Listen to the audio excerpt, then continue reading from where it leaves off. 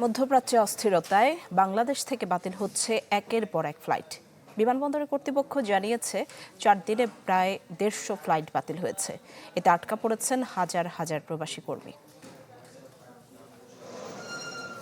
ছুটিতে যখন দেশে ফিরেছিলেন ঘুণাক্ষরেও ভাবেননি আবার ফেরা নিয়ে এমন অনিশ্চয়তায় পড়তে হবে।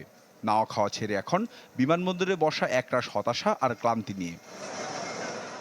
ইরানে যুক্তরাষ্ট্র ইসরায়েলের হামলার পরপরই একে একে বন্ধ হতে থাকে মধ্যপ্রাচ্যের বেশিরভাগ দেশের আকাশসীমা।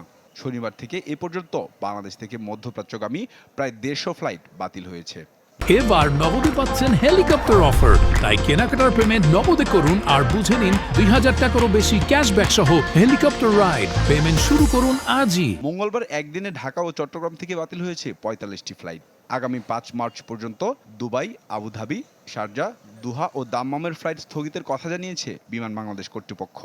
আমার ফ্লাইট ছিল 2:25-এ, এখন আসার পরে জানতেছি ফ্লাইট বাতিল হয়েছে 2:25-এ।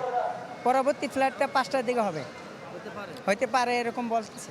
কফিলরা আমার রিকোয়েস্ট করতে হইব যে বা কোম্পানির রিকোয়েস্ট করতে হইব ছুটিটা একটু বাড়া, যদি ছুটি না বাড়ায় তাহলে ভিসা ক্যান্সেল। বাস ভিসার মেয়াদ আছে অল্প কিছু 2-3 দিন আছে, এখন কোম্পানির জানানো লাগবে, জানানোর পরে তারপরে কোম্পানি ভিসা বাড়াবো, টিকিট দিব, তারপরে যাওয়া লাগবে। সংঘাতময় পরিস্থিতি বিবেচনায় নিয়ে কাতারের স্বরাষ্ট্র মন্ত্রণালয় মেয়াদ উত্তীর্ণ বা মেয়াদ শেষের কাছাকাছি তারিখে থাকা সব ধরনের ভিসা 1 মাসের জন্য বাড়িয়েছে। 28 ফেব্রুয়ারি থেকে 1 মাসের জন্য এটি কার্যকর হবে বলে জানানো হয়েছে। তবে এর জন্য কোনো ফি দিতে হবে না। মধ্যপ্রাচ্যের দেশগুলোতে ইরানের পাল্টা হামলায় কাতার ও বাহরাইনে 2 বাংলাদেশি নিহত হয়েছেন।